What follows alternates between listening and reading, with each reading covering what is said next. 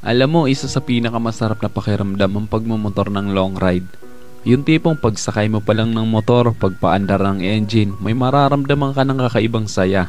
Dahil kapag nagmumotor ka sa mahabang biyahe, talagang nakakawala ng stress at ma-appreciate mo pa ang ganda ng mundo.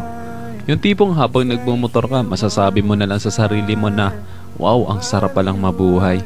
Ang ganda pala ng mundo. Lalo na kapag ang patakbo mo yung chill lang, yung ini-enjoy mo lang talaga ang moment.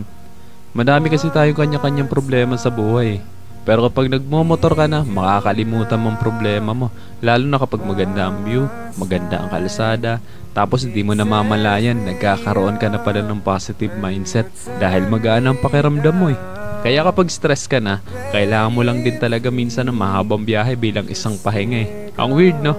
Kasi nakakapagod magmotor pero ito yung pahinga ng gusto-gusto ng marami. Pero sasabihin ko sa'yo, hindi katawan ng napapahinga kapag ka nagla-long ride ka eh. Kundi yung utak mo, kundi yung sarili mo mismo. Kaya deserve mo rin mag-enjoy. Deserve mo makarating sa magagandang lugar.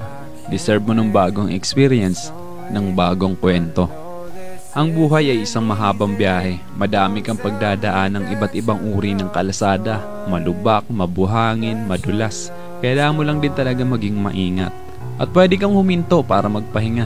Tapos, biyahe na ulit. So paano ba yan? Hanggang sa muli. Ride safe always and God bless.